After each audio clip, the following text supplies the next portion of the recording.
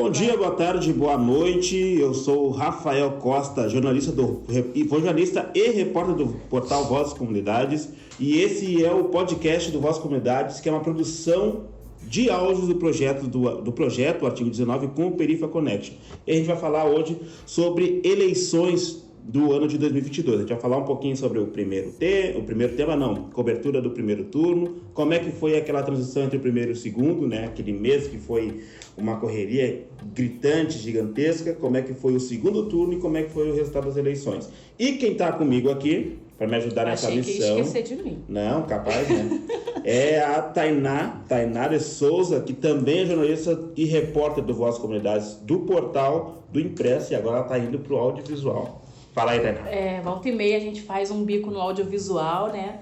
Mas é isso, a gente veio fazer uns comentários, nossas percepções também, e trazendo alguns dados aí desse primeiro turno, o entre primeiro e segundo turno, e segundo turno dessas eleições de 2022 que foram uma loucura e ainda está sendo uma loucura, né? Está sendo uma loucura. A gente está vendo muita coisa acontecendo ainda. Então, vamos lá então. Com o nosso primeiro tema, a gente vai falar sobre a cobertura das eleições no primeiro turno, sabe? Então, assim, para a gente fazer essa cobertura, o Renato, que é o nosso editor-chefe, ele montou um plano de comunicação onde foram 2 repórteres, eu e a Tainá, né, junto com 2 repórteres, e cada um cobriu um lado, uma comunidade aqui no Rio de Janeiro.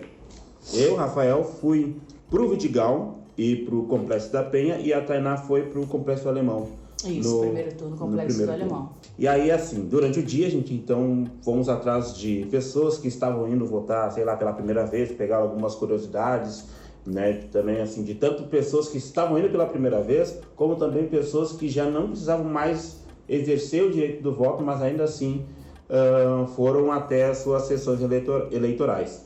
Então, eu começo assim, a gente começou a nossa caminhada bem cedo. Aquela vez, eu lembro que eu levantei, era praticamente 5h30 da manhã, porque a gente tinha que estar na frente da escola às 8. Ainda bem que não fui eu. Eu tava lá. Lá no Vidigal. Lá no Vidigal. E aí, nós chegamos, eu e a Selma, a gente fez a cobertura no Vidigal, e mais tarde a gente foi pro Complexo da Penha. Então o Vidigal a gente pegou na parte da manhã, lá tem 2 escolas, né? Que é a Escola Municipal Almirante Tamandaré, que fica dentro da comunidade Vidigal, e o Colégio Stella Maris, que ele fica bem na beira ali. Para quem chega no Vidigal, ele está bem à direita, bem no início, né, da comunidade, não precisa subir. E ali foi bem curioso fazer, sabe, essa cobertura pela primeira vez, justamente assim, que é um público que eu não via, por exemplo, lá em Porto Alegre, né, para lá do sul, lá, vamos dizer assim. Como assim?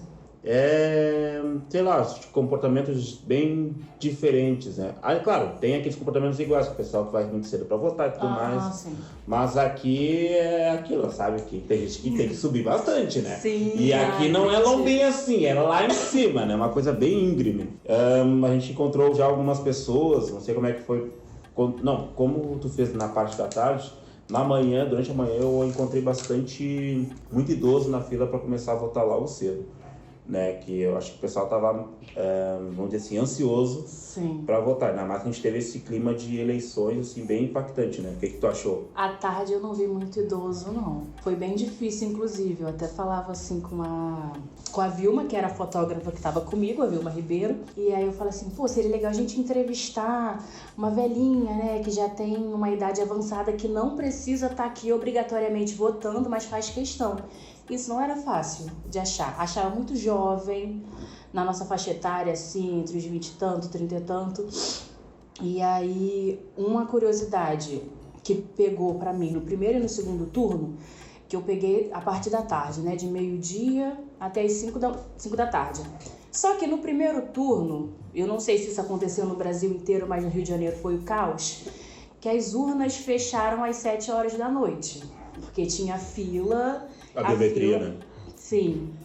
Teve confusão com biometria, teve confusão com gente mudando de sessão e não sabia, e vai pra lá e vai pra cá. E até agora eu fico bastante impressionada, porque deu 5 horas da tarde e a fila tava saindo na rua da escola Vera Sabac, ali na Itararé. Uhum. Nisso, a galera que entrou na fila até as 5 poderia continuar até o momento que ela fosse votar. E nisso a votação se encerrou umas 7 horas da noite, assim. Eu fiquei só aqui nos entornos do Alemão. Não vi nenhuma confusão, como tiveram alguns vídeos circulando nas redes sociais, né? Aqui o povo é educado, diferente. Brincadeira. Mas eu vi bastante movimentação, assim, as ruas estavam muito cheias, tinha muito santinho na rua, né? Boca de urna, né? Muito. Isso é uma coisa que a gente não cobriu quem a pessoa votaria, não foi uma coisa, né, que a gente perguntou, em quem você vai votar, e também não falamos sobre boca de urna, mas era uma coisa que tava assim, escancarado e acontece, todo ano acontece. Sempre tinha alguém assim com algum adesivo, com alguma manifestação, né? Tipo bandeira, e ainda pontuo, agora que tu tocou no assunto boca de urna, eu via lá no Vidigal, por exemplo, a gente andando, indo para as escolas, né, para fazer a cobertura, o pessoal assim, jogando o panfleto na cara das pessoas, vota nesse aqui, vota nesse aqui. E sabe que boca de urna no dia é crime, né? Crime eleitoral. É crime eleitoral. Mas assim, tipo, olha, que parece assim que o povo vê as regras e dá risada. Tira! Azar, foda-se, vou fazer. Isso lá em Porto Alegre você não viu? Tem, só que lá é bem mais... Mais de chavada. Sabe? A pessoa sabe que é o que então, tipo, toma aqui. É assim, sabe? Toma aqui. Aqui toma na cara e bota esse louco aqui. A visão de um gaúcho sobre o Rio de Janeiro. E outro ponto também, nossa, agora eu esqueci. Era justamente sobre isso das bocas de urna. Você via essa galera que tava fazendo boca de urna, vota meu candidato, vota nisso. Você via pessoas que iriam votar de fato nesses candidatos, que eram candidatos do PL, candidatos bolsonaristas, mas você também via que na contrapartida, essas pessoas que votariam neles iam votar no Lula também. Sabe? Então você não conseguia fazer esse link entre essa galera vai votar em deputados e senadores bolsonaristas, então ela vai votar no Bolsonaro e vice-versa. Não tinha essa regra. Assim, eu acho que a regra mais comum era quem fosse votar em deputados lulistas iriam votar no Lula com certeza. Sim, entendi. Mas quem votava em qualquer outro, isso foi o que eu percebi, né? Não só no Alemão, como na Providência também, que é onde eu moro. Então, foi uma coisa que já vejo há muito tempo, mas eu acho que acompanhar, assim, na cobertura dá um impacto... Deixa a gente pensando mais. Sim. Uma coisa que eu observei também no Vidigal ali, nesse primeiro turno mesmo, foi assim, a diferença das escolas, né? A escola municipal Almirante Tamandaré, ela fica dentro, enquanto o Colégio Salamares fica do lado de fora, entre aspas, né, da comunidade. Nesse Colégio Salamares, eu acredito que, como teve aquelas trocas de sessões e tudo mais, de zonas eleitorais, muita gente que... O colégio também abrange pessoal que mora nos bairros laterais, então, ou seja, Leblon, Ipanema, iam votar lá. Então, assim, enquanto no colégio municipal, que estava dentro da comunidade, a gente via uma coisa bem mais, vamos dizer assim, mais voltada para a esquerda, porque é o pessoal de morro e tudo mais, naquele ali a gente já viu muito mais gente de verde e amarelo, sabe? Assim, tipo, famílias indo, né, identificadas, vamos dizer assim, sabe? Como a direita ia, né? Como a direita exercita hoje esse direito aí deles utilizarem as cores verde e amarelo como símbolo, né? Sim. Que é de todos nós, mas eles pegaram praticamente para eles. E isso que me chamou muito a atenção, sabe? Tipo, o Colégio Salamares ser dentro, entre aspas, dentro da comunidade, mas ele abrangia aquela galera que tá naquela volta ali, né? Então, que ali é só bairro nobre. Que quebra muito a realidade, sabe? Tu vê a favela e bairros nobres se encontrando no mesmo lugar para votar. Outra coisa também que me chamou muita atenção é a quantidade de reencontro que tem nessa... É verdade. Cara, é muito legal assim, né? Tipo, tu encontra, um fulano de tal, não te vejo há 40 anos, a gente volta no mesmo lugar. Tipo, muito. Eu vi muito disso. E uma galera também levando cachorro pra votar, tudo junto. Foi bem legal mesmo de ver. Depois do Vidigal, eu fui pro Complexo da Penha. Eu ia ir pra uma escola, mas eu acabei parando lá na escola. Eu ia pra uma escola, só que daí o 99 errou o caminho. E eu fui parar lá na Escola Municipal Luiz César Saião Garcês. Aí acabou fazendo ela mesmo. Eu acabei fazendo ela mesmo, né? Que daí até peguei um caso ali da acessibilidade. Sim, isso é um tema muito urgente, né? Nossa, foi bem... Não, assim, a abordagem, sabe? Que não fazia muito tempo que a gente tinha chego e a gente viu acontecer, que era um cara que era cadeirante, né? Um cara com deficiência. Ele usava, não usava cadeira de rodas, mas usava tipo aquelas motinhas pequenas, eu não sei o nome daquilo. É como se fosse uma cadeira elétrica. Exatamente, com um guidãozinho assim, né? E aí tinha entrada de acessibilidade, só que o portão estava, entre aspas, fechado, o pessoal não conseguia abrir. Então daí abriram o portão normal e nós colocamos ele, porque eu também participei, né, de levantar o cara e colocar para dentro da escola para votar. Depois que ele entrou e foi lá dentro votar, alguém, tipo um transeunte ali, vamos dizer assim, que estava ali sentado na frente do colégio, levantou e só puxou o portão estava aberto. Aí depois o cara desceu mesmo, né, pela rampa, daí eu perguntei pra ele o que ele tinha achado disso, ele disse, isso aí é coisa que acontece. Ainda bem que o cara tava bem humorado. E essa escola tinha outros andares? Ou ela era só térrea? Não, tinha outros andares, mas eu acho que ele só... Aí eu não cheguei a ver. A gente não conseguiu entrar, entendeu? A gente ficou só na parte da frente. Porque uma coisa que eu observei, assim, em todas as escolas, né? Certamente, as escolas tinham outros andares. E o acesso é só feito pelas escadas. Por mais que tenha rampa e outras formas da pessoa com deficiência entrar na unidade escolar, se for no segundo ou terceiro andar, tem teve uma senhora que ela tinha um problema crônico no joelho. Ela tinha por volta de 50 anos, assim, e disse que por ela tudo bem, porque ela já estava acostumada. Porque ela já estava acostumada. Mas não era para ela estar acostumada, né, a não ter um local para receber de acordo com as necessidades dela. Sim. E isso a gente repara no dia da eleição, mas para pensar que essas escolas, elas são assim, 365 dias por ano, e tem crianças que estudam lá com deficiência que passam por isso todos os dias, então... Se acostumam, entre aspas. E todo mundo se acostuma e entra num ciclo de se acostumar com a falta de acessibilidade. Uma coisa assim que é bem séria, né? Ainda mais assim, na dia de eleição é onde todo mundo vai para aquele local, né? Não é só a criança para passar por aquilo ali. Daí é quando você começa a ver, sim, ainda mais assim, que são pessoas que estão lá dentro gerenciando toda a burocracia, a logística de ir lá, votar e tudo mais. São pessoas que não frequentam aquele local, né? Tipo, mesários e o pessoal que dá orientação. Para acreditar, eles cuidam que tenha, acredito que seja assim, né? De ver assim, tem acessibilidade? Tem elevador? Tem. Beleza, vamos iniciar o dia. Só que daí depois os problemas vão acontecendo quando as pessoas chegam. Pessoas com deficiência chegam, não conseguem acessar e acabam, sei lá. Mas é isso, você viu alguma escola estadual ou municipal com elevador?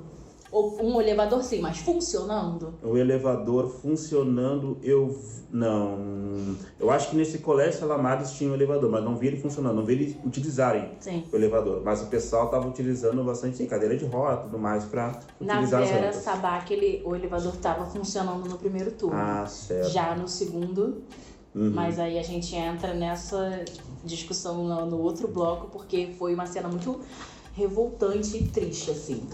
Certamente. E aí passamos o dia inteiro na rua, vendo toda aquela coisa, aquela correria que foi, né, com as filas gigantescas para votar, justamente por questão de algumas sessões por biometria, outras que a urna também não estava funcionando direito. Tem uma conhecida minha que foi mesária nesse primeiro turno, no primeiro e no segundo turno, ela disse que no primeiro turno a urna da sessão que ela estava trabalhando deu muito problema durante o dia. E solicitar troca, alguma coisa assim, era um processo muito difícil, segundo o que ela relatou. E paralisa, né? E paralisa tudo, né? Inteira. Exatamente. Ainda mais dependendo do local onde aquela fila só vai aumentando, né? E mesmo que depois das 5 horas da tarde, que era o horário de fechamento de portões, fechamento das urnas, ainda tinha gente na fila para votar. E depois de toda essa bagunça também... deixa eu também pontuar alguma coisa. Eu falo bagunça por quê? Porque a boca de urna na Escola da Penha é assim, eu vi motoqueiro, eu vi passeata, eu vi churrasco, cerveja o dia inteiro. Viu tudo? Eu vi tudo. Tanto que até a Selma, a fotógrafa que estava comigo, ela viu um momento que, assim, bem na frente da escola, uma idosa caiu por conta dos santinhos que estavam espalhados na frente do portão. Sim, isso é muito comum, ainda mais nas localidades que tem ladeira, já é escorregadio. Eu acho que o Vidigal foi um lugar que eu já vi até uma cena dessa. Aquelas ladeiras super íngremes do Vidigal e aí cheio de santinho, sei lá, milhares, a galera vai escorregando ali. Quem sabe, né? Escorregou no Vidigal, pronto, vai parar lá embaixo. Vai parar lá na embaixo. praia. É bem isso. Ai, Rafael. Resultado das eleições aí. Então aqui, Bora lá. no estado do Rio de Janeiro, quem ganhou as eleições estaduais, né, para governador foi o Cláudio Castro, né, que ele já era governador. E ele foi o governador que ele era, na verdade, foi eleito como vice do Witzel, né? O Witzel não ficou nem uns meses, ele foi preso, né? Sofreu impeachment, tudo isso, né? E foi todo o processo, entrou o Cláudio Castro e esse cara foi reeleito, né? E assim, ele é um governador que tem as maiores chacinas em favelas do Rio de Janeiro sob o comando dele, e ele recebeu muitos votos também nas favelas cariocas. Então, a gente não ficou surpreso com a vitória. Você ficou surpreso? Eu que não. A gente não ficou surpreso com a vitória, mas bate um desespero, né? Bate uma tristeza, assim, porque a gente entende bem como foi a política dele, qual sempre foi a política dele. E isso, ele foi reeleito com 58,07% dos votos no primeiro turno. Ganhou de primeira. E isso equivale a quase 5 milhões de votos. 4 milhões e 900 e tantos. Assim. E enquanto o Freixo, com o César Maia, teve 27,38% dos votos, que equivale a pouco mais de 2 milhões e 300. Discrepante, né? Muito, um número muito alto. Eu vejo assim que, fazendo uma rápida análise, né, sobre a campanha dos dois, né, dos dois mais votados, o Cláudio Castro, ele teve uma presença, pelo menos assim, num evento que teve aqui no Complexo do Alemão, ele estava presente, né, daí ali já estava naquela pré-campanha, né, ainda não tinham, vamos dizer assim, soltado aberto para a corrida eleitoral, mas ele já estava naquele processo pré-campanha. Então o cara veio aqui, botou uma obra, né, abriu os trabalhos da obra ali, então ele conseguiu encher um terreno ali onde está sendo construído o condomínio se não me engano, Favela da Escola. O nome, não o nome do condomínio, não, o nome do terreno onde está sendo construído o condomínio. Sim, então muita gente, exatamente, muita gente de comunidade que morava naquela área antes, hoje vão ter o seu lugar para chamar de lar, né? Mas por conta muito do que o Cláudio Castro fez, só que ainda assim fez no caso de dar moradia para essas pessoas, né? Mas ainda assim é como tu trouxe agora, foi um dos nomes que mais... Na verdade, ele cedeu a pressão nesse último momento, né? Porque ele assinou, a Camila Moradia foi uma das grandes figuras, você lembra? Na época, quem cobriu esse encontro foi até a Jaque. Sim. A Camila Moradia cobrou o início dessas obras, dessas casas, e ele assinou e finalmente iniciou em algum momento desse ano. Não sei se você acha que isso implicou, então, para... Eu vejo assim também que o público vai votar naquele... assim, brasileiro tem a memória curta, né? É como a gente fala, o cara pode estar fazendo X coisas durante, sei lá, 3 anos e meio, mas chega naquele último semestre, o pessoal vai se lembrar do que ele fez naquele último semestre. Então, se o cara pintou rua, se o cara foi lá e reformou um condomínio, se ele levantou uma obra, o pessoal vai lembrar disso e vai votar nele naquela virada ali, né? Em compensação, Marcelo Freixo fez uma campanha bem, pelo menos assim, dentro da capital aqui. Eu vi ele atuar muito mais na Zona Sul, né, na área da Zona Sul, lá, do que dentro das comunidades. Eu ia até comentar sobre isso, como foi. A gente estava até conversando antes, acho que vimos também essas discussões da campanha do Castro, principalmente com o Romário, deles darem a importância desse corpo a corpo. Eles marcaram uma pelada no Complexo do Alemão. Mal ou bem, é isso, que nem a gente estava falando, a política dentro da cabeça das pessoas. É um salãozinho lá dentro que tu abre a porta e tá uma algazarra. Isso que eu falei. Porque tem coisas que, por exemplo, será que sabem que quem comanda a polícia militar é o Cláudio Castro? Né? Será que todo mundo consegue ter essa consciência de que é ele? Porque eu, há um tempo atrás, na minha adolescência, eu não sabia disso. né? Eu achava que... Não, nem sei o que eu achava. Porque a gente vai aprendendo, vai evoluindo e vai se estressando com as coisas que a gente vai aprendendo, né? Porque... Vai se revoltando com as coisas que a gente vai aprendendo. Vai se revoltando. E ainda dentro desse... Quer falar mais alguma coisa dos governadores? Pode ir. Que no primeiro turno, né, da presidência, Cláudio Castro teve mais de 4 milhões e 900 votos no Rio de Janeiro, no estado do Rio de Janeiro, ele foi eleito, enquanto no estado do Rio de Janeiro, o Jair Bolsonaro, ele teve um pouco mais de 4 milhões e 800 votos, né, que foi equivalente a 51,09 no estado do Rio de Janeiro. Então você vê que foram 100 mil votos de diferença entre Castro e Bolsonaro. Pra você, guri, você tem a certeza que todas essas 4 milhões de pessoas são as mesmas? Votaram em um e o outro? Não, acredito que não, né? Porque para ter essa diferença, ou muita gente deve ter anulado o voto, né? A diferença é de 100 mil? Sabe? De votar numa, não votar no outro. Mas anular o outro. Exatamente. O que eu não sei é aquele de ficar em cima do muro. Mas mas a nível estadual, não, vou votar nesse cara aqui porque é aquilo. A memória é curta. Sim, e é um número bem curioso, né? Bem parecido. Enquanto o Lula, no estado do Rio de Janeiro, teve pouco mais de 3 milhões e 800. Foi equivalente a 40,68. Ele teve bem mais, deixa eu ver. Mais de 1 milhão e 500... do que o Freixo, ele teve mais 1 milhão e 500. Já pra entender isso? Mais ou menos. O Freixo teve mais de 2 milhões e 300. E o Lula, que era o candidato do Freixo, né? Teve mais de 3 milhões e 800. Ou seja, nem todo mundo que votou no Lula no Rio de Janeiro votou no Freixo. Mas tu acha também que não teve aquele rolo do Freixo, de partido? Com certeza, mas né? eu Confundiu tinha bastante, certeza. Né? Tem gente que não gosta do Freixo e não vai votar no Freixo. Tem favelado que não vê o Freixo como um aliado de fato também. Tem gente que é hater da esquerda como um todo, mas tem gente que só não vê ele como um aliado. Então eu tinha certeza que teria essa diferença entre um e outro. Mas eu acho que visualizando os números assim, é doido, né? Porque política, a gente tem que aprender a fazer mais conta pra fazer política.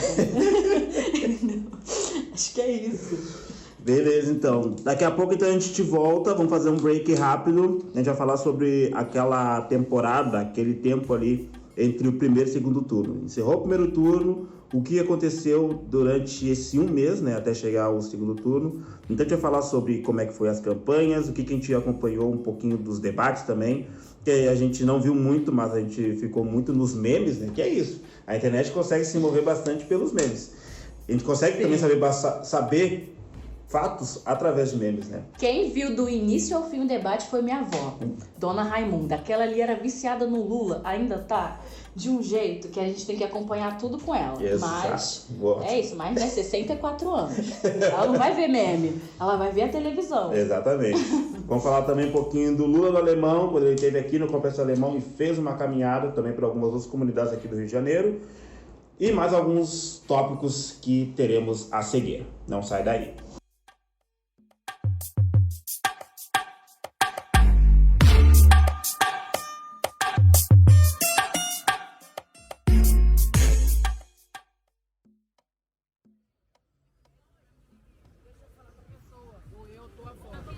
O que tem na sua comunidade? Tem bar, tem mototáxi, tem beco, tem gente, tem muita gente, tem problemas, tem talentos, tem atletas, tem cultura, tem música. E onde tem tudo isso, tem Voz das Comunidades, notícias e informações das favelas do Rio de Janeiro. Voz das Comunidades, o jornal do CPX. Acesse o site vozdascomunidades.com.br ou baixe o app, disponível para Android e iOS.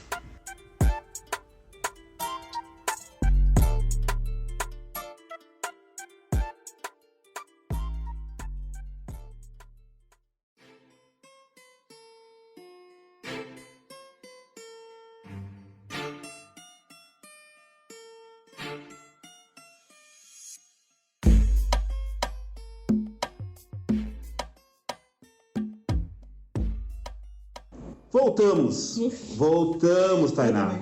Voltamos, eu sei que tomou fiquei silêncio antes de botar.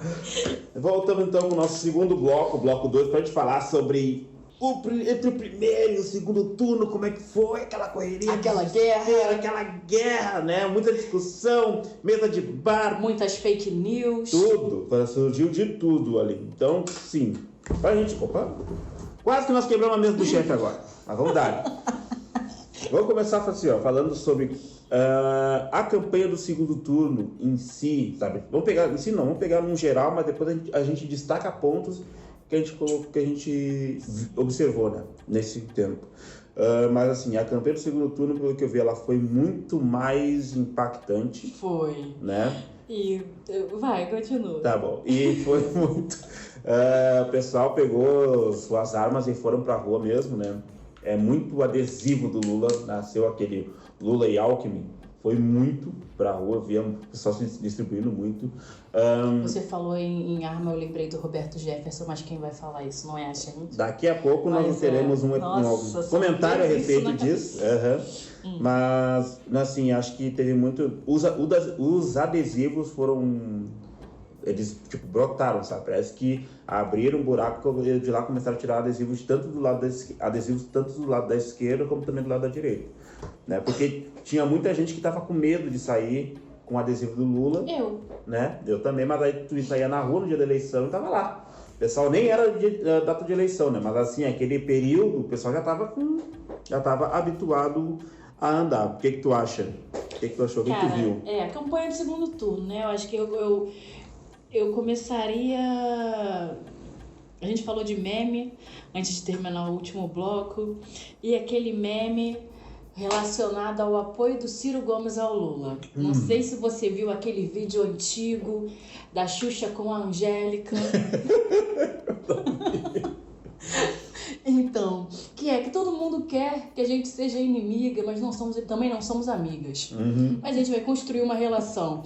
E aí o Ciro fez um vídeo, tava na expressão facial dele a muito contragosto, onde ele não falou nada, mas ele falou que iria acompanhar a decisão do partido dele, PDT. Sim, o PDT foi lá e mandou apoiou o Lula. O PDT já tinha apoiado o Lula, então já era uma declaração de apoio ao Lula, só que ele não falou em nenhum momento o nome do Lula. Ele só falou, estou acompanhando a decisão do meu partido. Pois é, né? E aí foi isso, né? A maioria não, né? A Tebet também apoiou e foi uma não gosto dela enquanto política, né? Relacionada a várias da forma dela pensar o agronegócio, mas foi importante o apoio dela no segundo turno também. Ela e a Janja tiveram uma forma de mobilizar politicamente, assim. Ela e a Marina Silva também, né? Acho que foi importante. Mas fala o que você fala. Acho que o Lula, quando logo depois, né, para começar o segundo turno, a campanha do segundo turno, ele já correu rápido atrás dessas alianças, né, com os outros partidos. Os outros partidos não, com os partidos que foram adversários, né?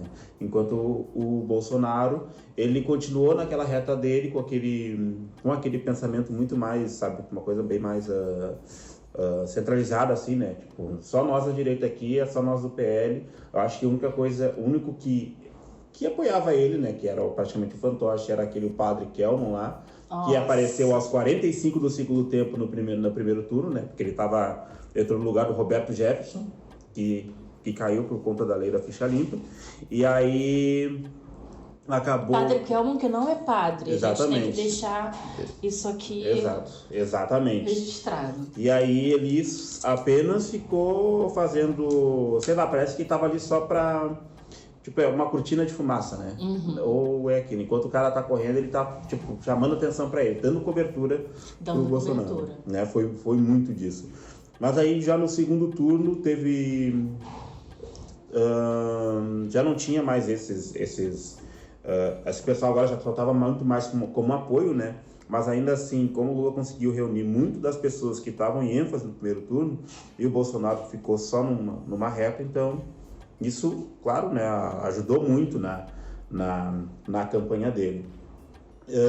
E também tiveram os debates, né? Que teve os debates entre que é aquilo que a gente mais queria ver, que era o embate dos dois, né? Pra ver como é que... Eu vou te falar que eu não queria ver, não. Eu também não consegui ver muita coisa. Eu tava apreensiva, era uma coisa que eu não... Porque eu sabia que a discussão não ia dar em nada. Uhum. Não ia ser... E foi como foi, assim, né? Eu assisti porque a minha avó tá completamente obcecada nessas eleições. Minha mãe também queria. E eu fui ver como é que seria o tom desse debate da Globo em si. Já começa muito... Nossa, eu não sei nem que expressar, assim, porque... Uma coisa, eu vou fazer observações de linguagem, assim, corporal e a forma com que eles... Que eu reparei, né? Bolsonaro, ele aprendeu, acho que com o Lula, a falar olhando para a câmera, para o eleitor se sentir mais próximo. Ele não saía da parte da frente do cenário, né? Do cenário, e o Lula não estava conseguindo ficar tão próximo dele. Ele até falou assim, fica aqui do meu lado, Lula. Aí ele falou assim, não quero ficar perto de você. Aí ele ia lá para trás quando ele terminava de responder. O Bolsonaro repetia sempre as mesmas coisas.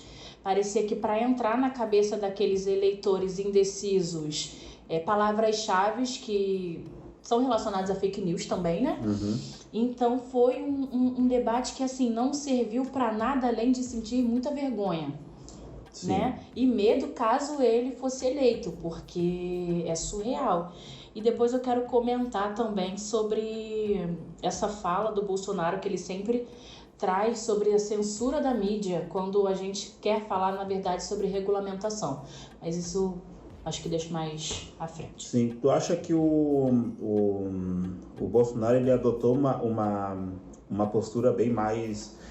vamos dizer assim, de dialogar, entre aspas, né, do jeito que ele dialoga com o Lula, porque no primeiro turno, num dos debates do primeiro turno, ele já chamava o Lula, seu ex-presidiário, não sei o que, né, naquele direito de resposta. Eles não tinham aquele bate de frente, mas ele usava o direito de resposta para atacar o Lula, né. E assim por diante, que o Lula também chamava o direito de resposta para atacar ele. Mas aí agora, quando era um contra o outro de frente, parecia vamos dizer assim, era rivais, exatamente. Só que era uma coisa muito amigável, né? Tipo, você achou amigável? Então, foi um pouco mais, porque ele não chamou ele de ex-presidiário. Tipo, ele segurou esses mas ofensas, o tempo inteiro foi, você mente, Lula. Você é mentiroso, Lula. É muita acusação, né? Então era mentiroso, esse foi o adjetivo que ele usou o tempo inteiro. Não era xingamento, era acusação. Era acusação. Né? Toda hora. E aí, depois a gente teve, durante, né, entre o primeiro e o segundo turno, nós tivemos o Lula no Alemão, sim, né, que foi... eu estive aqui presente, fazendo a cobertura do Lula aqui no Complexo Alemão, e foi algo assim que, vendo, foi muito expressivo. Uhum. Ainda mais dentro da comunidade, né? Porque quando a gente sai e a gente vai, tipo, olhando para cada das pessoas e tudo mais, a gente não consegue identificar quem é que a pessoa vai votar, né? Ou qual é o que eles querem ou para a comunidade ou para o Brasil todo. Mas aí, com o Lula vindo aqui, ele sendo o primeiro presidente a vir aqui, né, num local que recebeu obras do PAC que ele criou lá atrás, se expressou de forma gigante. Né? Fui conversando com as pessoas enquanto ele estava fazendo a caminhada, e o pessoal assim, não, ele tem que vir, ele tem que voltar, tudo mais, porque era um período que eu não passava fome, um período que eu conseguia adquirir minhas coisas, e hoje eu não consigo ter. Mas agora com ele voltando, eu tenho esperança de que eu vou ter de novo, sim, sabe? Muita mulher idosa falando isso, né? Que é o sonho, eu quero uma casa com uma cozinha sensacional, que é praticamente o mundo confortável para ela é aquilo. E aí com o Lula ali falando que quando for presidente a gente vai voltar, isso, aquilo, outro. Pô, o pessoal chorando, né? Sim, é uma coisa que você vê que ele preza também, não que eu seja... Nossa, Lula, meu amor, minha vida, não, gente, ele é um político também, né? Mas assim, ele deu mais dignidade a muitas famílias, e a minha foi uma dessas famílias. Então eu vejo a minha avó dessa mesma forma, né? Uhum. Porque a minha avó, ela foi empregada doméstica durante quase a vida inteira, e muitos dos direitos dela vieram com o governo do PT, com lutas de várias empregadas domésticas, mas a Benedita da Silva, que é do PT, né, e trabalhou muito junto com o Lula para dar esses direitos a essas mulheres, você vê que houve isso, mais dignidade na vida dessas pessoas, porque direitos trabalhistas, férias, salário mínimo, o salário delas, o mínimo, não é igual ao mínimo normal. Existe um salário mínimo de empregada doméstica que isso ainda foi uma conquista, para você ter noção. Eu lembro que eu peguei a carteira de trabalho da minha avó, tinha assim, R$127 mensais, lá em 2002, né, o ano que o Lula ganhou. Fiquei, R$127 muito pouco, cara. É louco. Então, eu percebo, né, por mais todas as questões do governo PT, que a galera se sentiu mais digna. Sentiu que estava tendo uma vida mais digna. Então, acho que o sentimento de muitas pessoas mais velhas daqui do Alemão, né, partiram disso. Sim, e bacana também ver que muita gente também, não só as pessoas idosas, mas também junta pessoas mais novas, sei lá, 30 anos para cima, 40 anos, vamos dizer assim, dando um teto de 40 anos, também estavam presentes justamente pelo que ele trouxe, que viveu aquela época do Lula, né? Porque tem gente assim que, por exemplo, pessoas idosas vieram daquela situação ruim, passaram pela época boa, né, durante o governo dele, assim, e depois amargaram no governo Bolsonaro de novo. Já teve gente que nasceu no governo Lula. Teve gente que nasceu. Né? E desfrutou mesmo depois que ele saiu, depois por exemplo, cotas, né? Que é uma coisa que ele deixou de legado do governo dele, mas as pessoas só puderam desfrutar disso depois. Né? Daí, mas quem é que fez isso? Não, foi aquele cara ali que tá passando ali, ó, bandeirando e falando no microfone, foi o cara que praticamente colocou dentro da faculdade, da universidade pública. Então, né, tem essa racionalidade dessas pessoas também, fiquei muito admirado, né, muita gente nova, assim. E aqueles dois estudantes com a camisa da FRJ na janela. Exatamente. Ainda mais quando ele começou a discursar lá no triângulo ali embaixo. Ali. Mas o pessoal na janela com a bandeira ou a camiseta da universidade gritando enlouquecidamente. E também nós tivemos nesse episódio do governo Lula, não. ainda não conseguiu governar, né? Não entrou ainda, mas dia primeiro tá aí.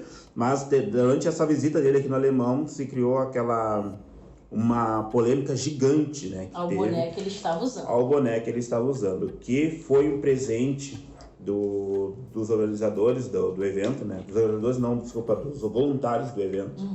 Né? O boné com escrito CPX, que virou alvo de fake news, que falavam que CPX quer dizer cupincha, que tem uma associação com o tráfico, não sei o que, o que é totalmente errado. Fala aí, Tana, o que quer dizer CPX? Complexo, gente. Exatamente, complexo. E não é que é complexo explicar, é literalmente complexo. CPX quer dizer complexo. Complexo alemão, complexo da Penha, complexo Salgueiro, Maré. É isso aí. E assim, é isso, no Rio de Janeiro, eu acho que, não sei se é só no Rio de Janeiro que tem essa cultura, mas aqui as favelas têm suas siglas. Eu moro na Providência, PROV, PV. Tem gente que mora na Cidade de Deus, CDD. E assim vai, Vidigal, VDG. Gente, e aí, mas isso é só mais um reflexo de que criminalizam a favela e favelado. E essa foi a prova. Tomou uma proporção muito maior do que eu imaginava, sabia? Eu fui ler os comentários e dá um aperto, a raiva, mas dá um aperto, assim, Sim. Que você fica, não é possível. E não que seja justificativa, mas teve até a Polícia Militar organizando, né? Porque a Polícia Militar também, ela não quer dizer muita coisa, mas dentro da organização, foi com a galera de operações, foi com a Polícia Militar, o René, que esteve à frente, René Silva, então... E aí teve esse boom desse boné, dessas fake news, que até hoje as pessoas ainda insistem nisso. Ainda associam. Ainda associam. Mas assim, né? O Lula nem entrou e a economia local já girou ali, porque em 48 horas, acho que foram 48 horas, já tinham 3 mil pedidos dos bonés. E assim, até agora a galera tá comprando esse boné, todo mundo tá usando.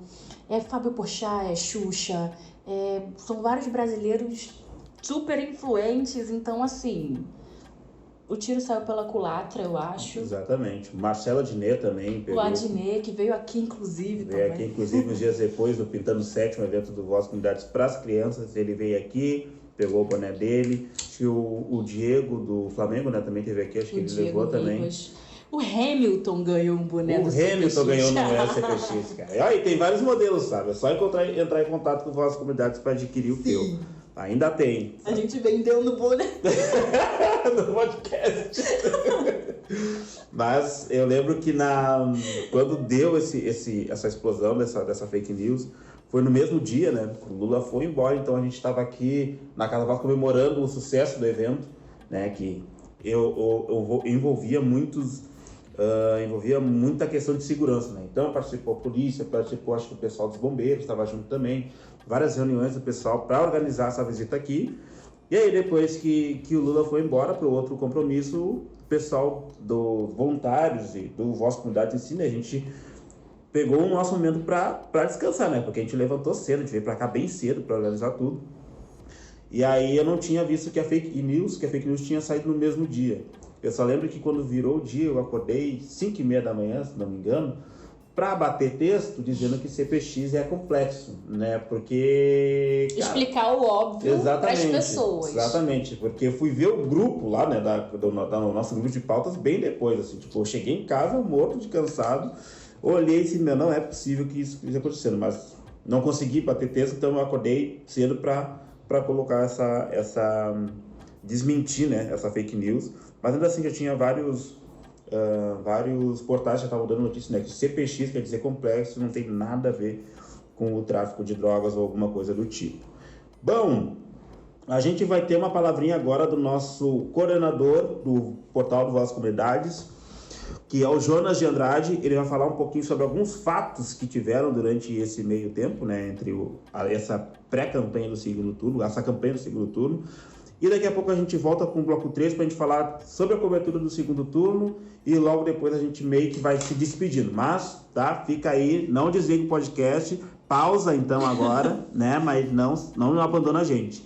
Valeu, tamo junto e daqui a pouco a gente se fala.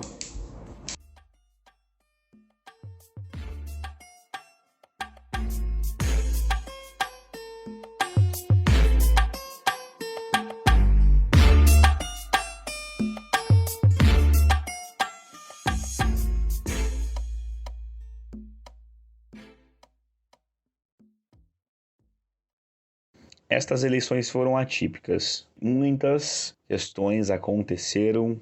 A gente sabe que a fake news, que já acontecia desde as últimas eleições, nestas se intensificaram ainda mais. Alguns episódios de violência por parte da extrema-direita. Eu quero aqui citar 2 casos. Um em relação à violência, outro em relação a um episódio que a gente precisa trazer novamente a reflexão. O primeiro episódio foi o da Carla Zambelli, no dia 29 de novembro, um dia antes do segundo turno das eleições.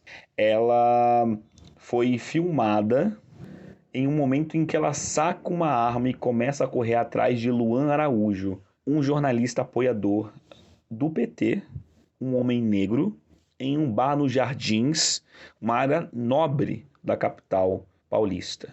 Esse episódio repercutiu nas redes sociais, nas mídias hegemônicas, e é um episódio bastante agressivo, não só pelo movimento que ela faz contra esse rapaz, contra esse jornalista, justificando que ele tinha ameaçado, mas também o fato de uma mulher branca estar aonde estava, produzir tamanha violência como produziu contra uma pessoa negra que estava desarmada. E ela justifica que foi legítima defesa.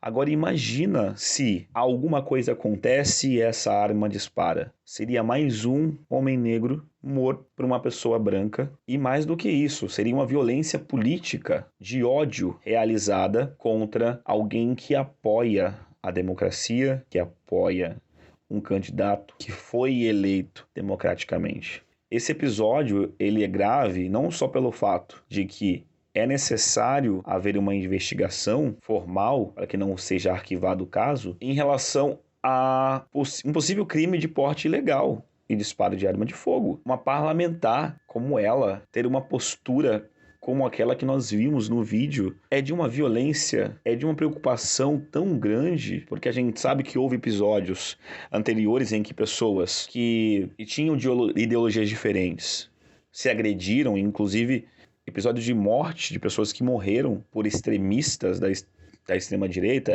Parece que é redundante dizer isso, mas são extremistas que têm uma ideologia de extrema-direita. E essas pessoas não respeitam os direitos humanos, não respeitam a liberdade individual, não respeitam pessoas serem contra aquilo que eles pregam, fazem um discurso de vitimização, dizendo que são eles as pessoas que sofrem por não terem liberdade de expressão. Quer liberdade de expressão maior, entre aspas, coloco aqui, que fazer o que ela fez? É essa liberdade que eles tantos buscam, de poder ameaçar as pessoas no meio da rua através de uma arma de fogo? Esse episódio foi extremamente grave, ao meu ponto de vista, e precisa ser investigado com todo o cuidado. Também fiquei sabendo que, recentemente, ela prestou depoimento à PGR em relação a esse episódio. E ela continua, pelo que eu li, a afirmar que foi legítima defesa. Mas legítima defesa em relação ao quê? Porque o rapaz não estava armado. Então, se o cara não estava armado, por qual motivo ela sacou essa arma? Então, é um episódio que não pode deixar cair no esquecimento e ela precisa ser responsabilizada por essas consequências. Um outro episódio também que me chamou bastante a atenção foi o do ex-deputado Roberto Jefferson.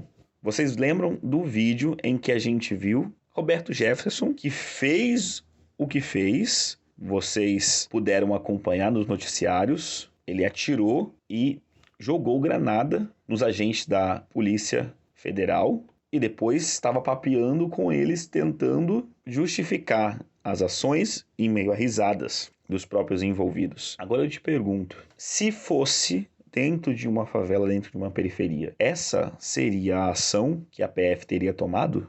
Porque vocês não viram falar que houve troca de tiros. Vocês não ouviram falar que uma pessoa foi baleada. Mas quando a polícia entra dentro das comunidades, quando a polícia vai cumprir um mandato de prisão, a gente sabe que sobra uma bala para as pessoas que estão lá dentro da comunidade. É importante destacar isso porque recentemente saiu um relatório do Observatório de Segurança que é de extrema importância para a gente entender como é que essas violências policiais acontecem com mais veemência, com mais ênfase, com mais força dentro das comunidades, diferentemente de outros episódios que nós temos como esse, de um bandido como Roberto Jefferson. Essa pesquisa nos informa que no Rio de Janeiro, por exemplo, é o estado que teve o maior registro de chacinas e as pessoas que foram vitimadas a partir dessas incursões policiais são pessoas negras.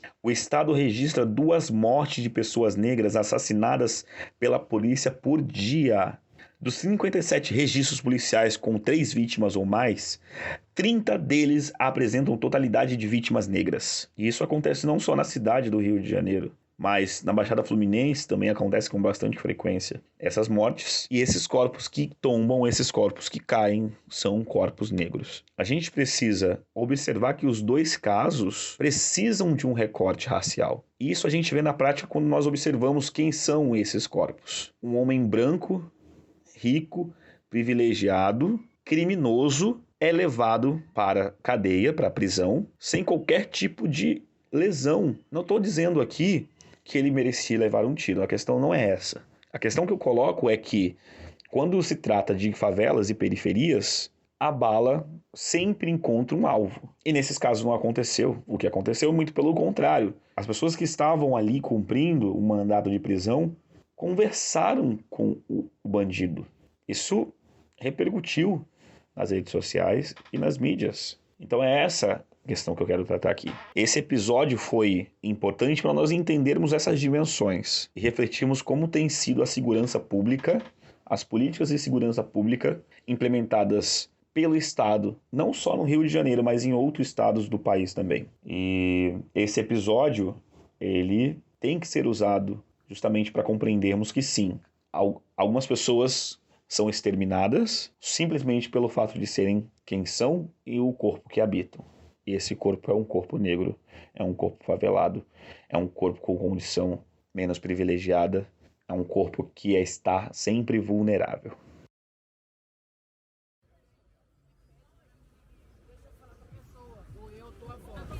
O que tem na sua comunidade? Tem bar, tem mototáxi, tem beco, tem gente, tem muita gente, tem problemas, tem talentos, tem atletas, tem cultura, tem música. E onde tem tudo isso, tem Voz das Comunidades. Notícias e informações das favelas do Rio de Janeiro. Voz das Comunidades, o jornal do CPX. Acesse o site vozdascomunidades.com.br ou baixe o app, disponível para Android e iOS.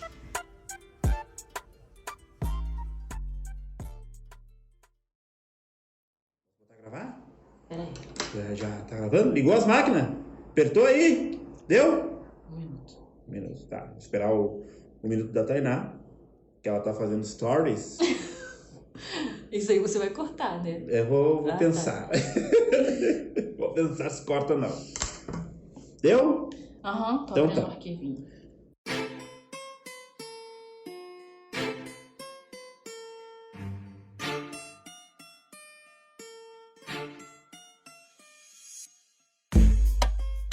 Voltamos, gurizada. Voltamos, galera. Voltamos pro nosso terceiro bloco do podcast do Voz sobre a cobertura das eleições do ano de 2022. Estou aqui com a Tainá.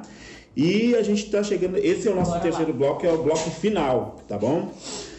Vamos falar... agora a gente bota... que nem no Jô Soares, né? Então tá chegando no final...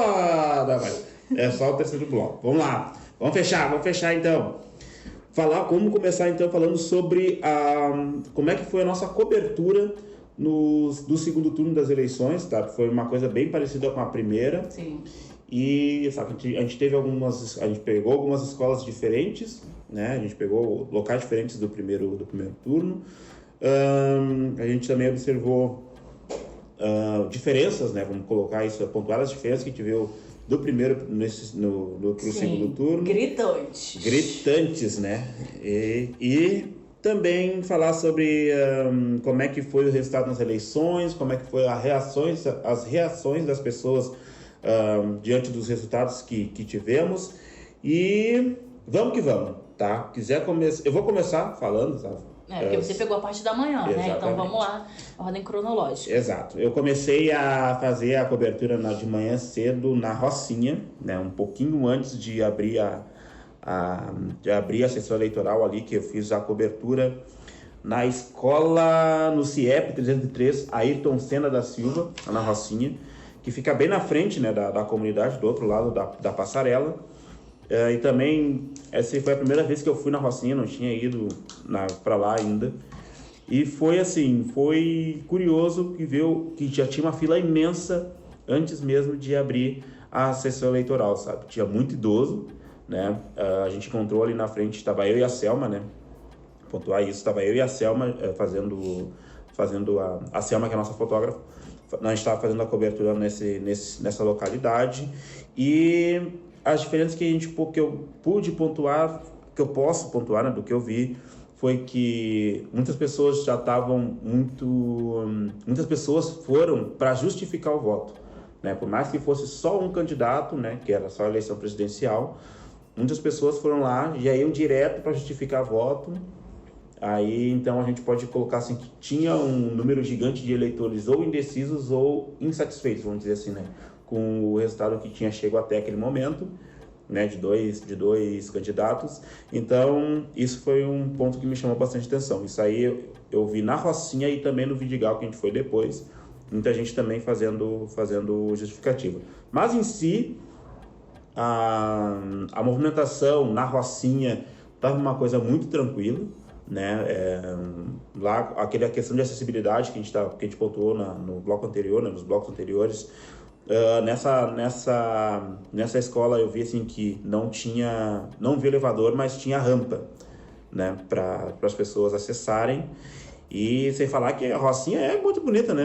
Como não tinha visto ainda, então é muito verde. Você ainda não conhecia a Rocinha? Não conhecia. muito verde e muito alto também, né? Muito É alto. gigante, a rocinha é super alta, super alta. Mas as filas que tiveram, assim, elas se criaram só no primeiro instante, né? Um pouquinho antes de abrir os portões. E aí depois, com o processo eleitoral, né? Com o dia já andando, assim, as primeiras horas da manhã ali, já das sessões abertas, já não tinha mais fila, né? As pessoas já vinham, votavam rapidinho, só um candidato e já saíam. Então aquela fila gigante que a gente se apavorou quando a gente chegou, ligeirinho ela já não existia mais, sabe? E ali na frente, na Rocinha, nessa escola, né, do Ayrton Senna, do lado tinha uma outra sessão eleitoral, que também estava com uma fila bem grande, mas que também teve o mesmo efeito. Abriram os portões, as pessoas entraram, votaram e saíram. Muito rápido, né? Muito rápido, né? Diferente das filas que teve no início, no primeiro turno, esse segundo turno foi muito de boas. Depois a gente foi pro Vidigal, eu e a Selma, né? Daí a gente já chegou lá perto de umas 10 horas, 10h30 da manhã. O movimento também era bem mais tranquilo, sabe? As pessoas estavam votando bem rápido. Não vi muitas manifestações assim. Aliás, vi as manifestações, mas assim, tipo, de bandeira, pessoal enrolado de Você bandeira. reparou que tinha menos boca de urna? Sim, não tinha papel no chão. Sim, porque é isso, né? Parece que, pelo menos quando eu vi, não era feito para presidente as bocas de urna, era sempre feito para deputados e senadores. Uhum. Tu reparou isso também? Sim. Não tinha, o pessoal ia muito com adesivo, né? Mas não tinha papelzinho, não tinha ninguém empurrando papel na tua cara, fazendo na boca de urna, né? Mas o pessoal enrolado em bandeira, né? Pessoal com adesivo na cara, no rosto, na roupa, tudo. Era aquelas manifestações silenciosas, né? Bem isso. E tu, Tânia, o que tu viu nessa cobertura do segundo turno? Eu fui de novo para a Zona Norte, né? Dessa vez, além do Alemão, teve a Penha. Mas a gente começou na Penha, porque o Voz fica aqui no Alemão e a gente achou melhor ir para longe antes, longe entre aspas, né? E a primeira foi a Gomes Freire. Cheguei lá na Gomes Freire, muita movimentação. Muita movimentação. Mas você via que as pessoas entravam e saíam rápido. Então eu entrei lá, dei uma olhadinha, realmente as filas não estavam durando nem 2 minutos, assim. E isso na parte da tarde, gente. Na parte da tarde, no primeiro turno, tava uma loucura. 2 horas de fila. Nisso, eu achei um menino que tava com o calcanhar costurado. Caramba! Ele foi de moto, ele tava de muleta, assim. E aí eu perguntei se ele topava dar uma palavrinha com a gente, né? Como seria esse processo dele de votar de muleta, sendo que ele teria que subir escada, que ele já tinha me falado. Aí, tá bom, vai lá. Ele foi, voltou. Yuri, o nome dele. Foi, voltou e falou assim, cara, pra mim foi tranquilo, porque eu sou novo. Mas se a minha avó, que também usa muleta, ela não ia conseguir. E ele falou assim pra mim, eu já estudei aqui. Nessa escola tem um elevador lá atrás, mas ele nunca funcionou. Então a gente vê de novo a questão da acessibilidade assim, ó, completamente negligenciada nas escolas.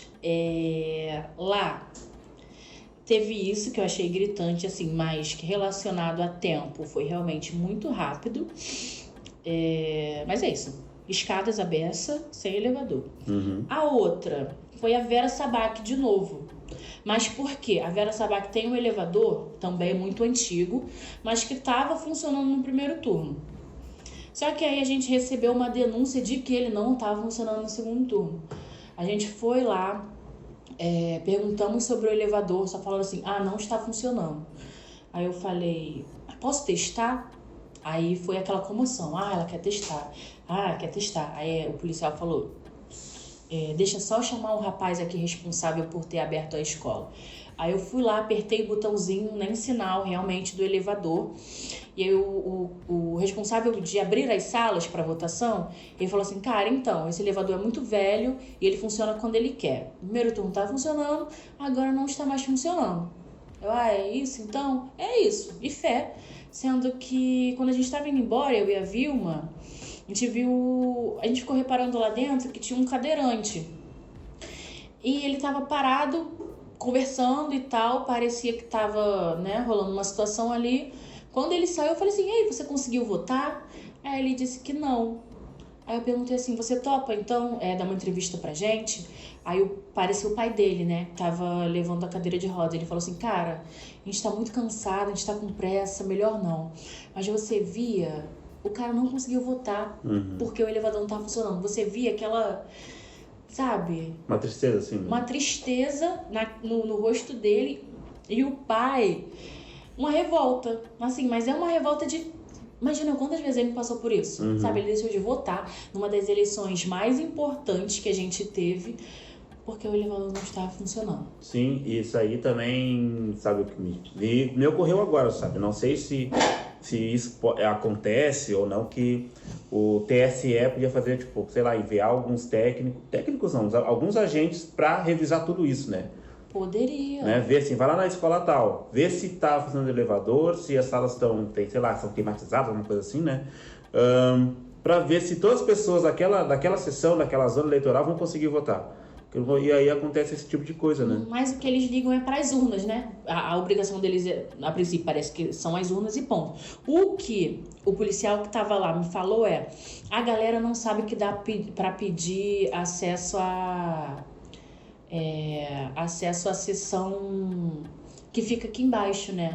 Que é uma sessão só para quem tem dificuldade de se locomover e etc. Só que isso não pode ser feito durante as eleições. Tem um período prévio, entendeu? Então, assim, não vi sendo divulgado da forma que deveria, e as pessoas ali no momento, ok, elas não pediram, elas têm esse direito de votar na parte do térreo, mas já aconteceu, sei lá, acho que parou em agosto, e aí, e agora? Vai ficar sem votar? Pois é. Ficou sem votar, né? E também tem uma questão assim, tipo, tu não precisa... Eu não sabia disso, sabe? Que as pessoas que têm deficiência, né, poderiam votar na parte mais acessível para elas. Também não sabia, descobri lá. E aí também a questão é aquela assim, tipo, tu tem um prazo em agosto para dizer assim que tu tem deficiência, que tu não consegue te locomover. Aí não, eu tô bem. Só que daí até chegar as eleições tu sofre um acidente que tu precisa ficar em cadeira de rodas. E aí? Tu perdeu o prazo, não, Acabou. Né? Acabou, sabe? É isso. Acho que ali nas escolas mesmo já tinha que ter alguém já para isso. Ó, cadeira de rodas já volta aqui embaixo, né? Não precisa subir. Deveria, não... Né? Tá de muleta, alguma coisa assim, não tá conseguindo te locomover, já vota aqui embaixo. Se quiser votar, vota aqui embaixo, né? Porque lá na Rocinha, o que eu vi assim, aliás, não só na Rocinha, mas também no Vidigal, a justificativa do voto era logo que tu entrava, né? Tanto que lá no Vidigal, que eu esqueci de falar antes, mas eu cobri as mesmas escolas, né? Que foi a Escola Municipal Mirante Tamandaré e o Colégio Stella Maris. Então, assim, a gente acessava esses lugares e justificativa era ali. Enquanto o pessoal que estava vindo de cadeira de rodas, com muleta, alguma coisa assim, tinha que se locomover até lá em cima para exercer o direito de voto, né? Então, é uma coisa muito importante que nas próximas eleições, né? O pessoal devia abrir mais o olho. Parece que foi o mais gritante, então, né? Que a gente reparou. Porque a pessoa deixar de votar porque não pôde acessar a sala... Isso não é aceitável. É verdade. Vejo também que agora já na parte da tarde, assim, como foi, não teve muita fila, o pessoal já votou. Não teve. Aí a última foi a Tim Lopes, na Itararé. Gente, eram quase 5 horas da tarde e não tinha um resquício de fila. Tinha gente que tava entrando assim, faltavam 2 minutos para as 5 horas. A pessoa entrava, dava 2 minutos e saía. Foi completamente diferente. Isso foi, assim, uma regra em todas as escolas que eu vi. E teve até uma garota que falou assim, eu já tinha falado pra... Ela tava com a prima, né? Falou assim, eu já tinha falado pra ela que ia ser mais tranquilo, porque segundo turno é só pra presidente, né? Nesse caso, só pra presidente, então ia ser tranquilo. Mas você acha que foi realmente só por isso? Que era só por conta de ter um candidato que você ia votar? É o que facilitou bastante, né? Isso, com certeza. O primeiro era deputado federal, deputado estadual, senador, né? Governador e presidente. Então, assim, levar Santinho, né? O pessoal ali que já... Aí é aquela velocidade já, não é todo mundo que consegue chegar lá, papum, deu, foi. Não, tem gente que vai ter que leva a colinha e fica conferindo, assim, toda hora, né? Pra ver se tá tudo certo. Mas o processo de ser só um candidato facilitou bastante. E foi uma uva. Aí aquilo, não precisa fazer a biometria, barará, que foi, entre aspas, resolvido no primeiro turno, mas o pessoal já conseguiu fazer em 2 toques. Também, onde eu votei também não tinha nada, né? Não teve fila, foi uma coisa muito rápida. Foi rápido mesmo. Também? Foi Eu também. Muito rapidinho.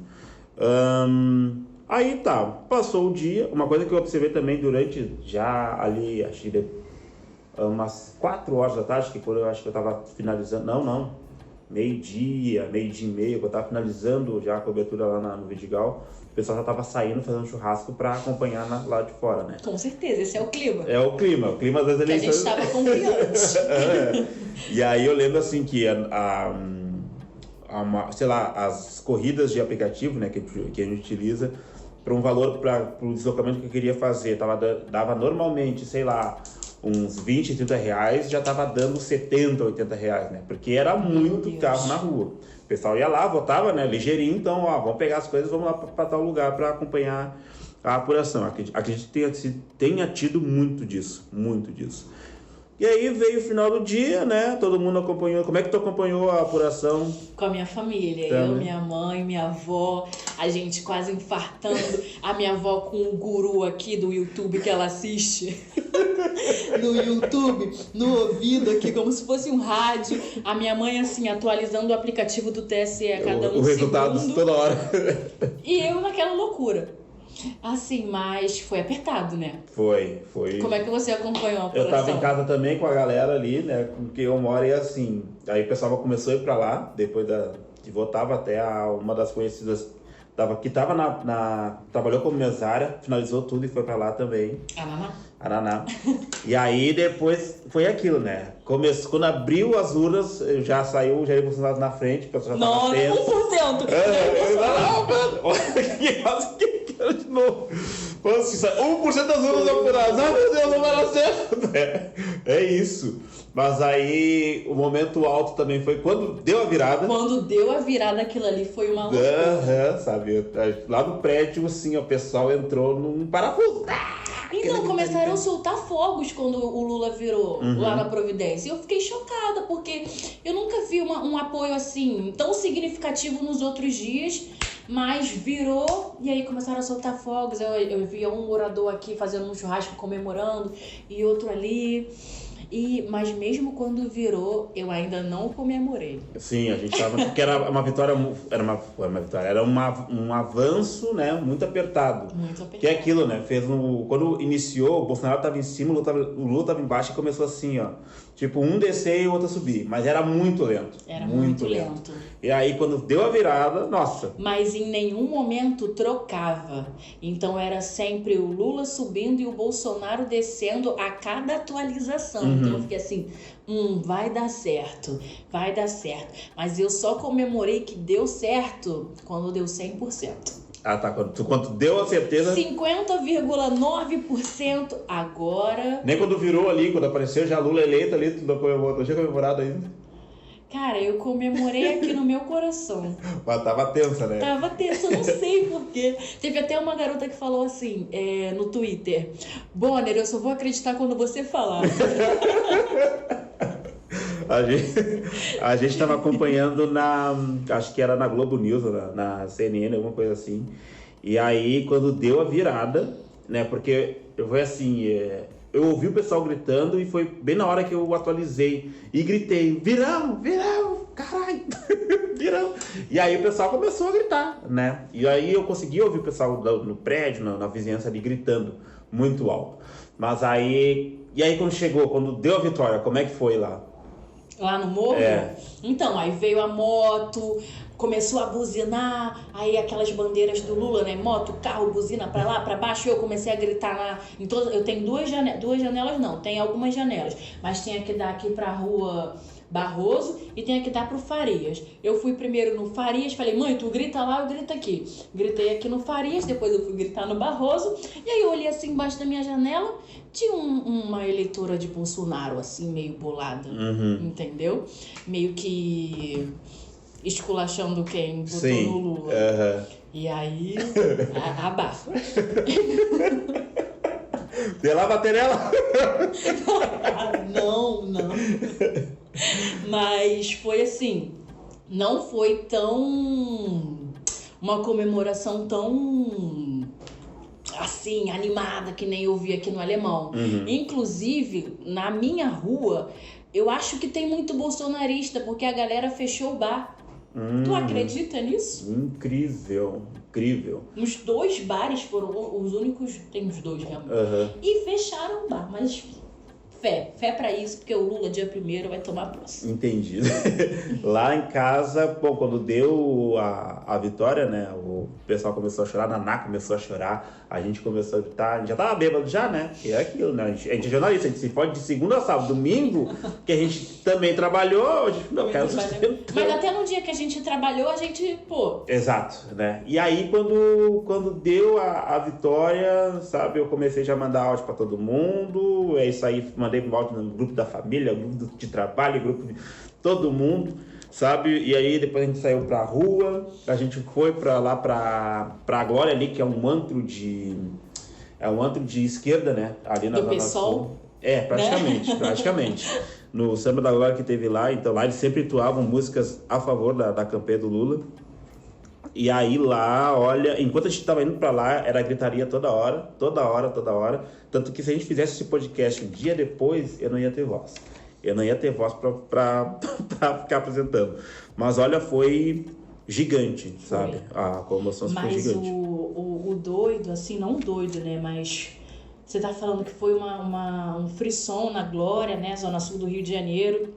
Pra quem não conhece, né, a Zona Sul era Nobre do Rio de Janeiro, mas você não via isso onde eu moro, por exemplo, né? Então, a Zona Sul comemorou muito a vitória do Lula de uma forma geral, né? Sim. Que não aconteceu em outras zonas. Isso é muito triste, né? Pois é. Aqui no Alemão, pelo que eu vi, né, eu vi nos stories do pessoal assim, bem como tu falou. O que tu falou, a galera tá feliz, muito contente. Aí, Tararé, que é essa daqui da frente, assim, o bar aberto, o pessoal gritando, mototáxi pra cima e pra baixo, bandeira Lula pra cima e pra baixo. Então, a favela tá sorrindo de novo, né? E é legal ver, assim, que onde uns dias atrás o Lula passou, fazendo toda a comitiva, a caminhada, o pessoal hoje, ou nos dias depois, conseguiu comemorar bastante, né? Muito mesmo. Aí vamos falar dos números rapidinho? Pode falar. Que no Rio de Janeiro, o Jair Bolsonaro venceu, né? A gente sabe. E aí ele teve 56,53% dos votos, que foi o equivalente a 5.403.894 votos. Já o Lula teve 43,47%, que foi pouco mais de 1 milhão a menos. Foram 4.156.217 votos. Nenhuma novidade, né? De fato. A gente sabe que no Sudeste, eu acho que é só em Minas que o Lula ganhou, e por pouquinho. Foi. E Minas que é que decide praticamente, né? Minas é gigante, né? E aí a gente estava preocupado com Minas também. E no Brasil, né, uma coisa curiosa, o Jair perdeu, né, com 49,1%, que foi o equivalente a pouco mais de 58 milhões de votos, e o Lula ganhou com 50,9%, que foi um pouco mais de 60 milhões de votos. Foi aí uma diferença de 2 milhões de votos, mais ou menos. E do primeiro para o segundo turno, o Bolsonaro conseguiu reverter mais votos. Bolsonaro reverteu mais ou menos mais ou menos, porque eu não vou falar todos os números certinhos, né? Mas foram uns 7 milhões que ele conseguiu a mais no segundo turno, enquanto o Lula ganhou 3 milhões. É engraçado, qual deve ter sido a estratégia dele para ele conseguir mais votos no segundo turno, né, do que no primeiro? Acho que foram muitas estratégias, né? E uma delas a PRF. De fato. Outras, o terrorismo e a compra de votos. Não sei se obviamente, para os 7 milhões. Mas aquela matéria do Caco Barcelos... Que Profissão Repórter, né? Sim, foi uma coisa assim, que assustou. E nada assusta bolsonarista, né? Mas aquilo assusta... Sim. É pra você se assustar com o que acontece, sim. né? Com esse terrorismo que acontece com as pessoas. E a questão também, agora tu tocou no assunto da PRF, é no dia da própria eleição, né? E também durante o período da apuração e tudo mais, tá aquela atenção do Alexandre de Moraes perguntando pro, acho que é superintendente, diretor da PRF, o que estava acontecendo, por que estava acontecendo lá. E muita desculpa em cima, né? Estão pegando os ônibus porque os pneus estão careca. Porque isso, aquilo daí o cara dia de eleição? Em dia de eleição, e só lá. Aí o Alexandre de Moraes tem que falar, hoje tu não vai fazer isso, né? E não poderia, né? E não poderia. Justamente por essas questões também. E aí essa questão, a matéria do Caco Barcelos pelo Profissão Repórter também é outra coisa que, além de assustar, mostra...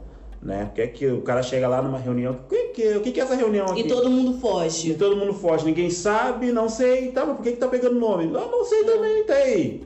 Né? A gente só tá falando sobre o Auxílio Brasil. Tá, mas por que então vocês estão pegando os dados dessas pessoas? Não. E aí depois todo mundo foge, todo mundo fica com medo. E ele vai atrás do prefeito da cidade e o prefeito fala que não sabe de nada. Né? Basicamente isso. Bom, Taichan. Tu quer falar mais alguma coisa, já que a gente já tá meio que chegando no final do nosso terceiro bloco? A gente já tá no finalzinho, né? Então, o que eu queria pontuar no final é que mesmo quando as eleições acabaram, o inferno continuou, né? Porque até hoje tem um monte de gente com a camisa verde e amarela ali na central. Sim, né? A gente tem dia que eu não consigo passar nem com paz ali. E é engraçado, né? Como tem quase um carinho por eles, o quartel. Tem um carinho ali, um cuidado, uma coisa que você não vê quando o professor tá fazendo manifestação. Você não vê outras pessoas fazendo uma manifestação sendo recebida tão bem assim. E até hoje eles estão duvidando do resultado das eleições. Eles estão falando que foi fraude e tudo mais. Sim, e o pior é que as Forças Armadas já fizeram essa apuração aí de urnas a pedido dessa galera aí. Não sei bem como rolou o processo, mas isso foi notícia essa semana passada. Do relatório, né? Forças Armadas. E nada. É. E tá tudo bem. E o que eles ainda estão fazendo na rua? A gente não sabe. Isso é um atentado contra a democracia de uma forma assim... que eu não tenho nem o que falar. É curioso também como esse fenômeno deles irem para frente dos quartéis, isso também se reproduz dentro das redes sociais, né? Sim. O perfil do Exército, eu já seguia já há bastante tempo já, né? E aí... saiu, acho que mais uma fake news entre eles, sendo assim, que o Exército ia se manifestar a favor do que eles querem, né? Se o perfil atingisse tantos mil seguidores. Acho que mas era no Instagram, pelo que eu tinha, a fake news que eu tinha lido. Só que no Twitter eles também fizeram isso, né? Então o Exército, saiu de um X seguidores para sei lá quantos milhões eles ganharam em cima dessas fake news, né? E aí, toda vez que o Exército coloca alguma coisa no Twitter, sabe, sobre alguma ação que eles estão fazendo, sei lá, desde que seja aquela popular que vira meme, né? Lá os caras estão pintando meio fio, desde, os caras estão levantando hospital, estão arrumando estrada, sabe? Estão fazendo treinamento, né? Que é uma função do Exército em si, né? Ajudar a pátria dessa maneira, né? Que não sendo em guerra. E toda postagem do Exército tem os caras gritando: Forças Armadas salva a gente. Forças Armadas salva a gente do Brasil que está se formando, sabe? Parece uma lavagem cerebral que as pessoas passaram, que as pessoas atravessaram. E hoje tu vê, sabe? Parece aqueles zumbis. Parece. Né? Você vê um vídeo de pessoas assim, todas sujas, galera suja falando: minha mãe tá contra mim, uma garota aí, aleatória, não sei. Todo mundo da minha família tá contra mim, mas eu tô lutando por eles também. Lutando pelo que exatamente? Me explica, entende? Assim, o Bolsonaro ganhou em 2018, a gente fez essa palhaçada? Quem era contra, quem já conhecia a figura do Bolsonaro, né, e o que ele representa, o que ele faria. Então, assim, eu acho que a nossa democracia ela é muito frágil e recente, né? Mas tem que dar um jeito nisso aí, cara. Tem que, não sei, as formas de conscientização que podem existir, porque eu ainda não entendi o bolsonarismo a fundo. Acho que vão ser anos de pesquisa pra gente entender esse fenômeno. Pois é, teve uma teoria que eu estava conversando com uma colega minha que ela trouxe assim, né? Uma das hipóteses que ela trouxe e que eu pensei assim que, de repente seja uma das coisas que consigam explicar isso, né? Que é a questão assim, de tipo planos de telefonia, tipo, como assim? Mas planos de telefonia assim, de internet, né? Porque aquilo lá, as operadoras ofereciam um plano determinado, né? Tu vai ter tantos mega, tantos giga por tanto X tempo. E aí, quando isso aí se esgotar, tu ainda vai continuar com a internet só no WhatsApp. E aí, as pessoas recebiam essas fake news pelo WhatsApp. Então, e tu sabe que o WhatsApp ele abre uma manchete e um subtítulo. E nada mais. Né? Se a pessoa clica naquele link, ela não consegue sair daquilo ali.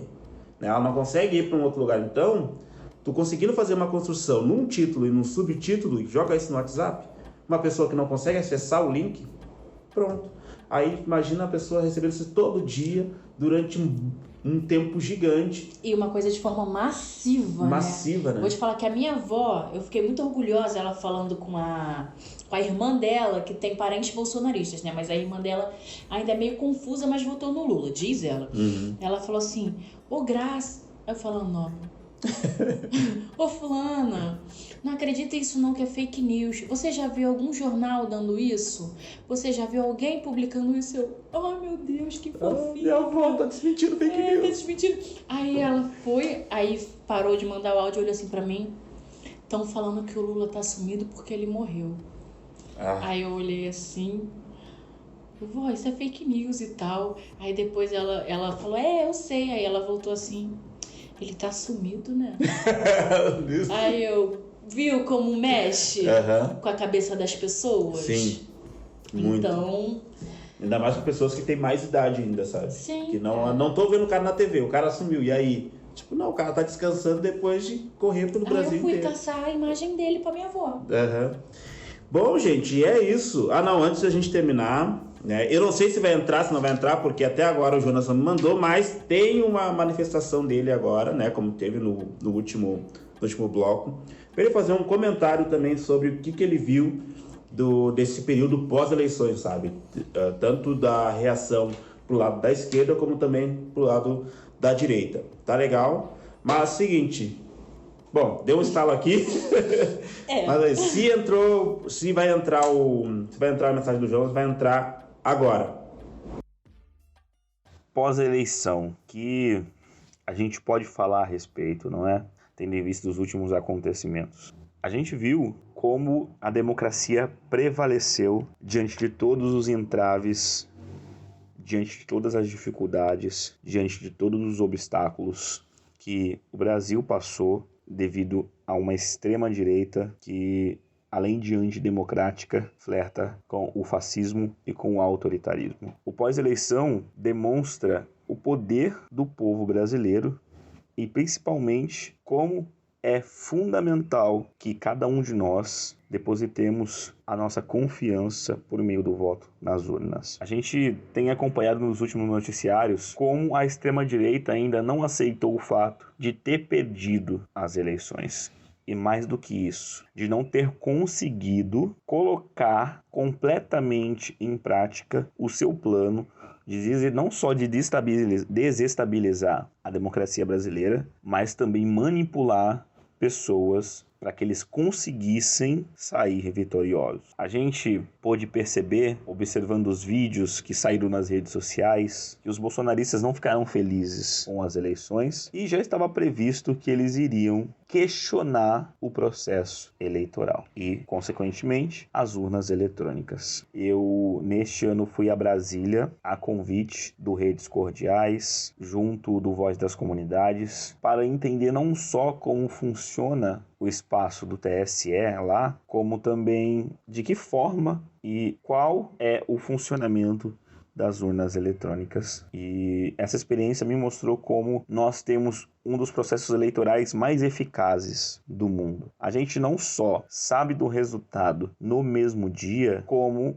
o processo de apuração, ele é transparente. Então, quem consegue compreender os mecanismos vai concluir que, de fato, a gente deveria ter orgulho do que a gente tem no que diz respeito ao processo eleitoral. Hoje, os bolsonaristas bloquearam as ruas. Ontem, eles também bloquearam as vias. Anteontem também. E eles vão continuar fazendo isso. Eles não aceitam que a democracia venceu, apesar de todos os acontecimentos que poderiam causar uma derrota. E aí eu estou me referindo, por exemplo, à compra de votos, como nos mostrou uma reportagem em que o Caco Barcelos explicitou que em um território do Mato Grosso havia compra de votos ali de pessoas que recebiam o auxílio emergencial. É bastante interessante notar que a nossa democracia, ela é feita de altos e baixos. Estas eleições foram muito difíceis. Combatemos fake news, e aí quando eu falo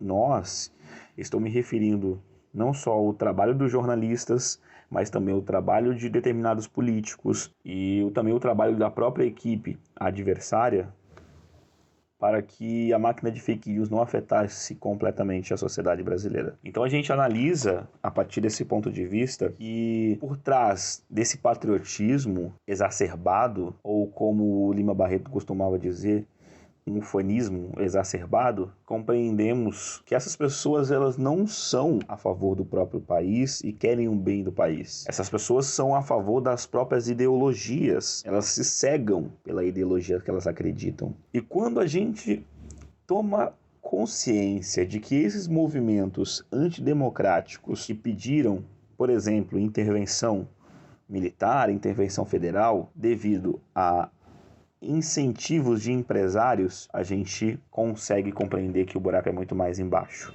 popularmente falando. Há muitos empresários que não querem o povo empobrecido, o povo favelado, o povo negro, as mulheres, tendo melhores salários, participando do processo político, construindo novas perspectivas para que se combata as desigualdades socioeconômicas, e eles não querem de maneira nenhuma que nós recuperemos nossos direitos que foram perdidos durante esses 4 anos de governo Bolsonaro. Como Lula disse no discurso que ele fez no Egito, o Brasil está de volta. O Brasil vai voltar a ter relações com outros países. O Brasil vai voltar a se preocupar com a Amazônia e combater o desmatamento, combater o garimpo ilegal. O Brasil vai voltar a ter vozes indígenas, vozes negras, vozes faveladas, dizendo como é que a gente quer o rumo desse país, que por décadas e décadas foi nos negligenciado, sem nenhum tipo de seguro, sem nenhum tipo de direito, justamente por ser quem nós somos. E o Lula traz essa memória, traz esse resgate e dialoga com aqueles que também fazem desse país um país de memória, de luta, mas também um país de mudanças e transformações. Eu resumiria esse pós-eleição como uma vitória da democracia, uma vitória do povo brasileiro, e que de fato o povo unido, e que de fato o poder emana dele. O poder emana do povo, e o povo tem poder de decidir o que quer e o que não quer.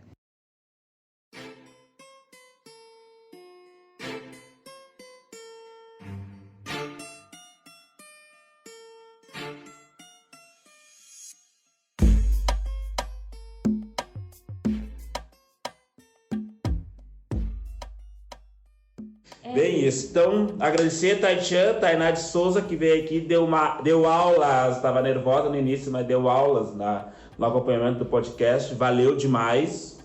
Fala obrigada, agora. Muito obrigada. Gostou da experiência? Rafa Kun, como é que fala? Eu não sei daí, porque a japonesa aqui... Agradeço, você deu palestra aqui, ó, a dupla aulas e palestras aqui, diretamente. A gente foi trazendo nossos nossos olhares, né? E muito bom ter esse bate-papo com você, essas reflexões que acho que a gente ainda não tinha conversado sobre algumas, né? Mas é isso, galera. Valeu, gente. Esse foi um podcast do Voz Comunidades, é uma produção de áudio para o projeto Artigo 19, mais o Perifa Connection, sobre as eleições do ano de 2022. A gente fecha por aqui. Eu não sei se a gente vai fazer algum próximo podcast que não sei sobre esse assunto, aguardem novidades, vamos dizer assim, né? Mas é isso aí, é os guri e as guria. É os guri e as guria, E pô. quase quebramos a mesa de novo. Valeu, fechou e é nóis!